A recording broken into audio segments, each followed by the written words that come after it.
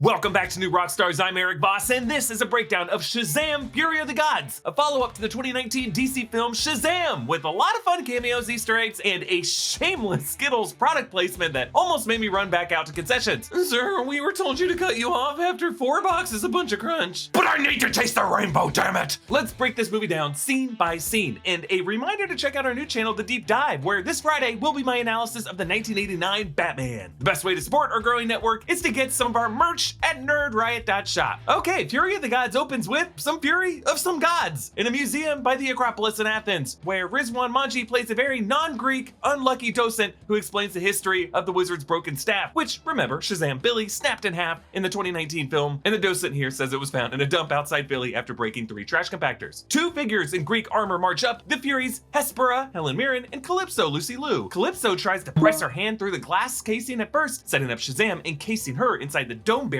in the final battle. Framed directly behind these two in the middle is a statue of Atlas, their father. In Greek mythology, the Hesperides were 3 nymphs of the evening, which is where Hespera gets her name, whereas Calypso is a different figure. Calypso, spelled with a C, is another daughter of Atlas, who in the Odyssey trapped Odysseus on an island for 7 years, promising him immortality. But these 3 sisters are not really in DC Comics. They were created for the film. They and their sister Anthea, Rachel Zegler, are the daughters of Atlas, who represent the last of the gods in the DC universe. Because remember, in the first Wonder Woman movie, we learned Ares killed off all the other gods, which, looking back, was a bit of a bummer, especially considering how fun the gods were in Zack Snyder's Justice League during the ancient Darkseid battle. These sisters turn the museum attendees into caked sand or clay, and I just appreciate how all their magic seems to be based on elemental earthly materials, like the dragon is composed of wood. Later, when Shazam annihilates a tree, everything just turns into dead leaves. It just imbues their power with an ancient earthly quality. Billy's therapist slash pediatrician, Dr. Dario Bava, is played by PJ Byrne, who plays the bot filmmaker Adam Bork in The Boys. The toys in his office include a cameo by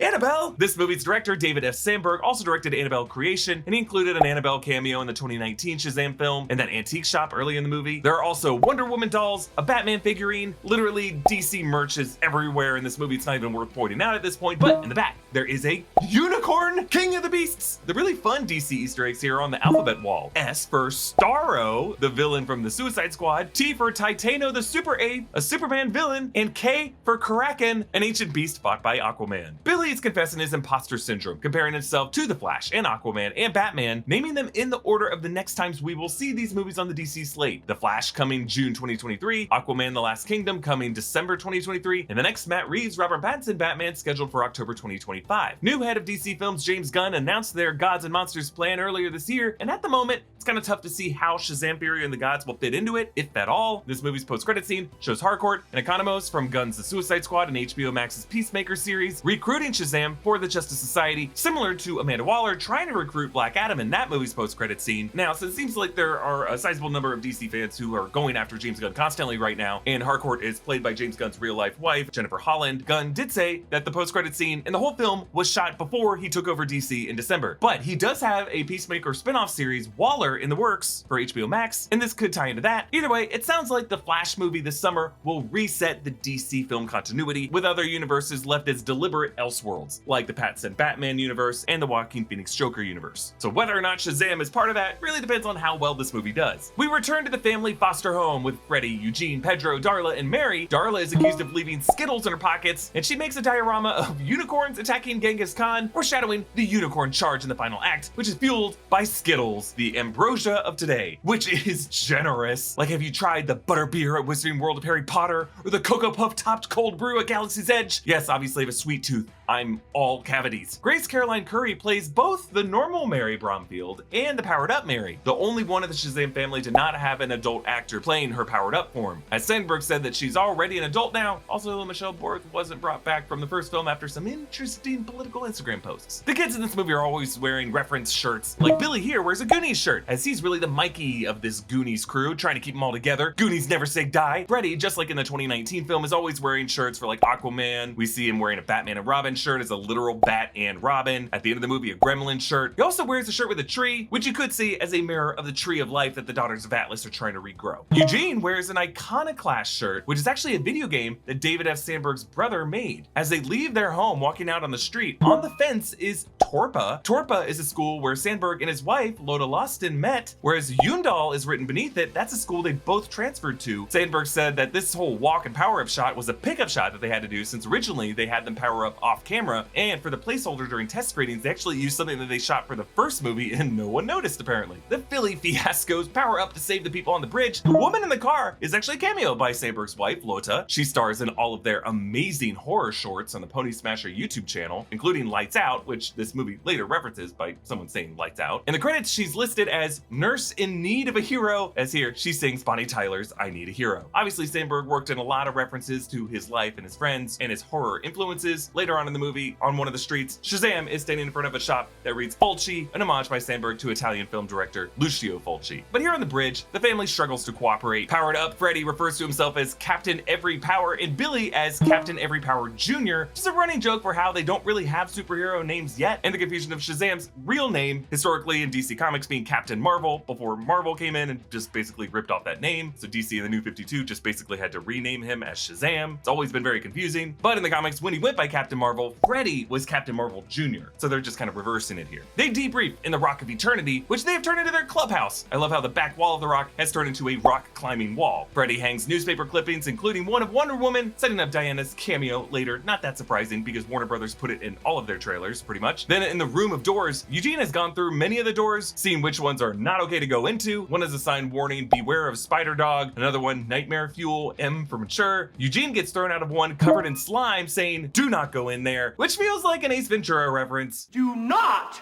go in there. Woo!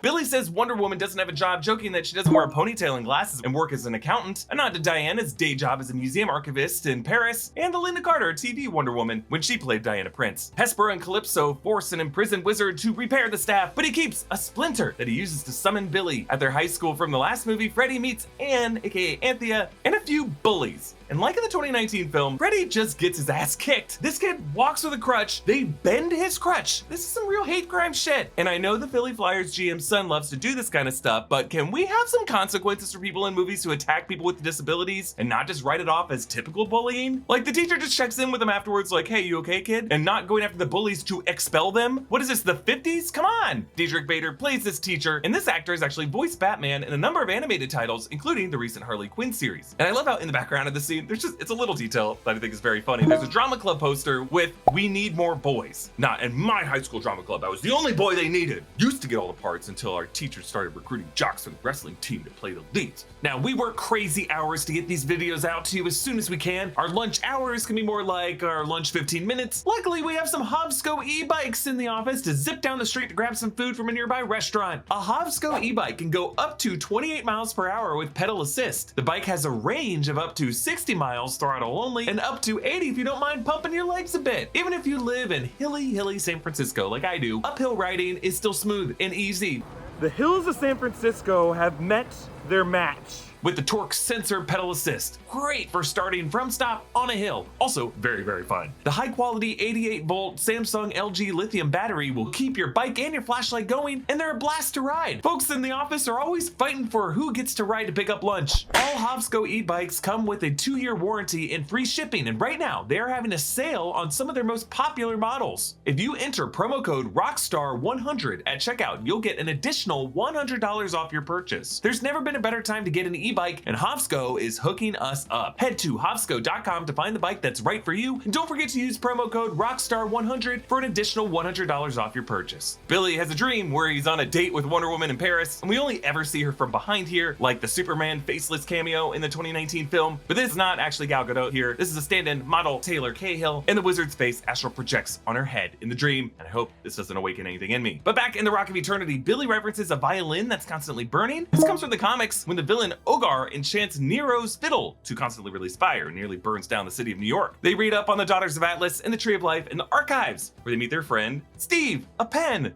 and And we learn that the wizards used the staff carved from the Tree of Life to steal the power of the gods, and they created a sphere that encased the gods away from our realm. Now, Shazam Billy doesn't know how to pronounce Solomon. He says Solo Man. Is it just me, or is he like weirdly dumb in this movie? Dumber than a 17-year-old should be. Dumber than he was in the 2019 movie. Just often feels like Zachary Levi is playing up the stupidity and playing a version of Billy that Asher Angel isn't really playing. Tom Hanks in Big and in Forrest Gump worked really hard to study the mannerisms and speech patterns of the kids whose adult versions he played. And Levi seemed to be doing that in the 2019 film, but here it's like he's doing a new campy shtick and going more for laughs, and it doesn't really seem to be that authentic. That's just me though. Freddy and Anne hang out on the rooftop and Freddy powers up, but in this moment he gets attacked by Hespera and Calypso. Calypso makes poor Mr. Jekyll walk off the edge and says, "I forgot how easily they burst, like grapes?" That's horrifying! The Shazam family arrives to help, but the sisters get away with Freddy, leaving Shazam stuck on the other side of the barrier. They take Freddy back to their Atlas temple where Calypso tries to force him to tell the truth about who the other champions are, but he screams, "Destiny's Child did it better!" And I gotta say, it's pretty nice of a kid who's probably, based off the timeline of this movie, born in the early aughts, who's only ever grown up in the reign of Beyonce as a solo act, to pay some respect to Kelly Rowland and Michelle Williams. Though at the same time, a trio of women that includes Lucy Liu, it's just a surprise that Charlie's Angels never came up here. Hespera reads a letter that Steve dictated for them on the magical parchment, and it's pretty hilarious to hear Helen Mirren read it word for word, reminding me of when she had to recite the full name of Borat when she presented at the Oscars. Sacha Baron Cohen for Borat Cultural Learnings of America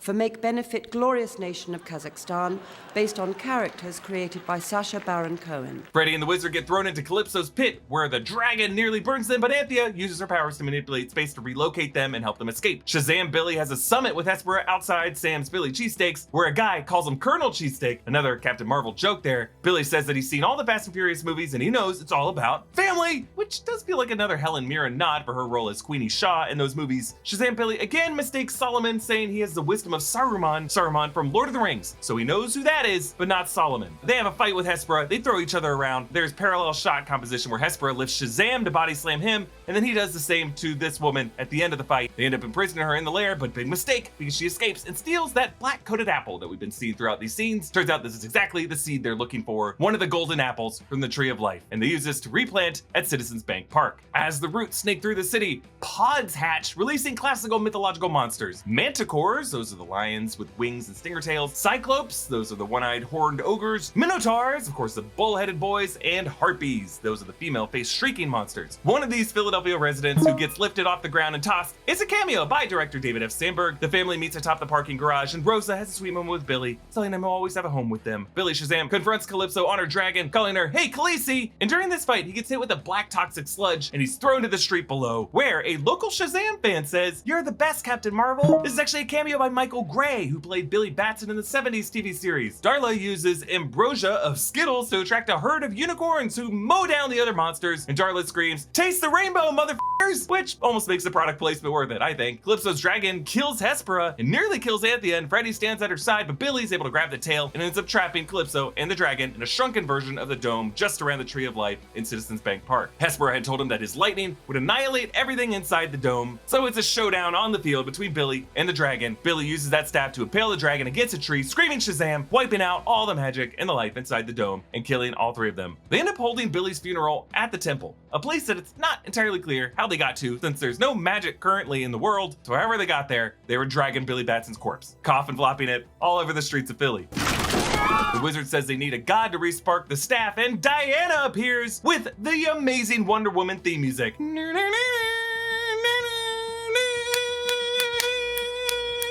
Which is awesome. I'm always gonna rock out to it, though let's remember we are at a child's funeral right now. A little bit of an awkward needle drop. So they resurrect Billy. He's got a dead spider in his teeth. Diana's like, "Stick to saving the world, kid." And like in a Fast and Furious movie, we end up with a family dinner scene. And the wizard shows up with a new look, and he finally tells Billy his actual superhero name. It's Shazam! But we end with Freddy saying, "I think we can do better." Now the post-credit scenes do have Billy getting recruited by Harcourt and Economos to join the Justice Society, and her old friend Dr. Savannah from the 2019 film, still with Mr. Mind Mind in his holding cell, just like in that past movie's post-credit scene. There's nothing new to report, but remember, Mr. Mind did lead the first ever supervillain team in DC Comics, the Monster Society of Evil. Whether or not these post-credit scenes lead to anything in DC's future beyond an episode of Waller on HBO Max remains to be seen. And look, I know this movie isn't perfect. A lot of people are giving it a hard time. That Rotten Tomato score is looking a little rough, but you know what? I still had fun watching this movie. I miss the era where superhero movies can just be fun outings with superheroes goofing off and not be the best superhero movie of all time. But hey, that's just where we are now. Everything has to matter. A reminder to subscribe to our new channel, The Deep Dive. You can follow me on Instagram and Twitter at Erik Voss. Follow New Rockstars and subscribe to New Rockstars for more analysis of everything you love. Thanks for watching. Bye.